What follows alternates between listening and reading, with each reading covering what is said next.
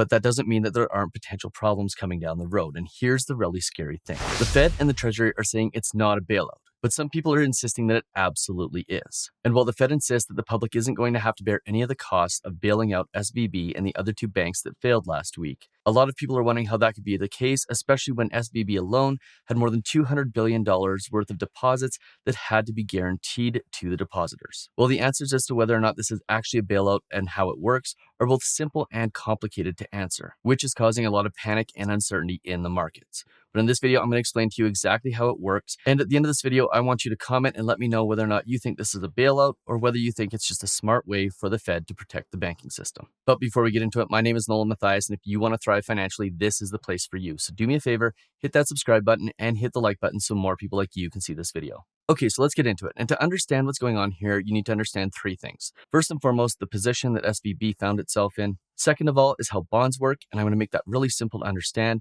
And third, what the Fed is doing about this and why the public isn't going to bear any of the costs. So let's start first and foremost with discussing exactly the problem that SVB faced. Because believe it or not, the problem stemmed from having too much money. In other words, too much deposits. And this is largely due to the fact that SVB specialized in lending and taking deposits from the tech sector, which, as you probably know, has both been a booming industry in the last couple of years and an industry that's faced its struggles in the last 6 to 8 months. We've obviously seen the stories with respect to Google and Facebook and Amazon's layoffs, and this is largely to do with the fact that it was boom time in 2020 and 2021 for the tech companies, and things slowed down for those same organizations leading into 2022. And that put SVB in a unique position because they both held a significant amount of the deposits from these companies at a time when those companies needed to start making withdrawals of those same deposits in order to make sure that their payrolls were met and in order to fund certain projects as venture capital dried up. By the way, I explained the entire SVB failure in my video, The Truth About the SVB Failure, which I'll link to at the end of this video. Now, to give you some quick numbers and some quick stats with respect to SVB, in 2017, they had $44 billion worth of deposits. That grew by the end of 2021 to $189 billion.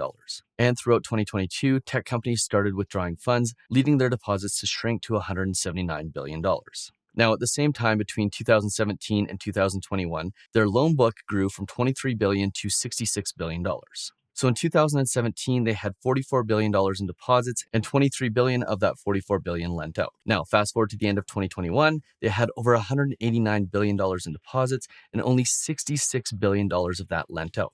So that left a $123 billion gap, which they had to invest somewhere. They're required to do this by law. And the most common places for banks to invest their money is in treasury notes and other types of bonds, which include mortgage-backed securities. Now, because of the amount of withdrawals that happened in 2022, to the tune of about $10 billion, SVB found itself in a position where it had to sell a pretty big chunk of its bond portfolio because of the fact that they needed the money in order to pay out their depositors. And this is where rising interest rates came into play and created a very expensive situation for the bank. Because as interest rates go up, what tends to happen is bond values go down. Now, in a normal interest rate environment, banks would typically not have to worry about selling their bond portfolios at a significant loss. The reason why is because if interest rates are fairly comparable, they can usually sell them for pretty similar to what they bought them for and sometimes sell them at a profit. But when interest rates go up, that devalues their bond portfolios. And in this situation, because the big tech companies in Silicon Valley needed their money, they were forced to make a sale. Now, had they not been forced to make the sale of these bonds, what they typically would have done is just held onto them until they came up for maturity, and they would have received all their initial capital back.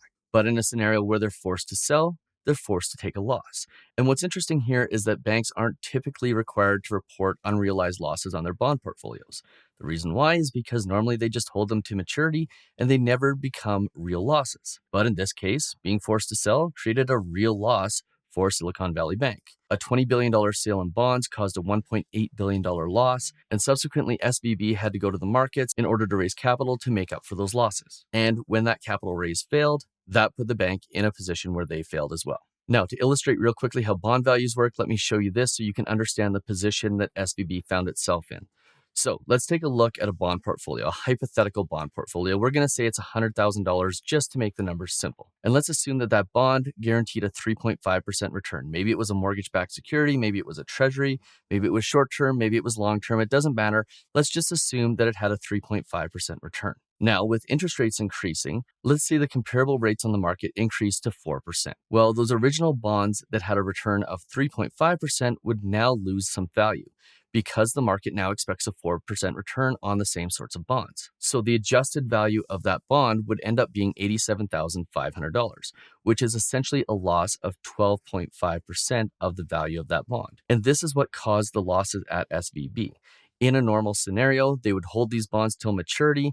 No losses, no worries. But because they were forced to make the sale of that $20 billion worth of bonds in order to make up for the excess withdrawals from the tech companies, well, they were forced to realize that loss. So take a $100,000 bond, extrapolate it up to $20 billion, and you start to see where the problem lies. So the question then becomes, how did the Federal Reserve solve this problem? And how is it that the public isn't going to have to face any of the losses of SVB?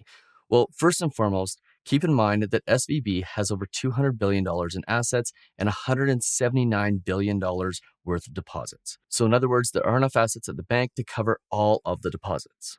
That, of course, is if you ignore the unrealized losses of their bond portfolio. So how is the Federal Reserve going to guarantee these deposits and make sure that the public doesn't end up bearing the cost for it? Well, the answer is simple. The Federal Reserve is simply going to create a mechanism where those bonds are going to be held until maturity. So in other words, the unrealized losses will never be realized. And the way in which they are doing that is by creating a new lending facility that makes it so that the banks don't have to sell their bond portfolios at a loss, which allows them to meet the demands of depositors while not realizing significant losses on their bond portfolios. And they're allowing the banks to use their bonds at 100% face value of what they paid for them, not what they're worth now, as collateral. So in other words, they've created a scenario where banks aren't going to have to realize the losses associated with higher interest rates. They'll be able to hold their bonds until maturity, meaning that they're never going to have to face a loss in value. So in other words, the problems faced by SVB are not going to have to be faced by any banks going forward. Pretty much any bank who finds himself in a situation where they have to sell off part of their bond portfolio to meet withdrawal requirements is going to be able to take a short-term line of credit from the Federal Reserve in order to allow their bond portfolios time to come to maturity. And it's really as simple as that. So the Fed is not providing any cash to these banks. In fact, even in the case of SVB, pretty much all of the money that is going to be paid out to depositors is going to be paid out from assets. They're just giving the banks the tools that they need in order to prevent them from finding themselves in a similar position to Signature or SVB. So this is very much a complicated problem with a very simple and elegant solution that a lot of people are interpreting as the Fed is just throwing money at the banks, and that's just not the case. But that doesn't mean that there aren't potential problems coming down the road, and here's the really scary thing.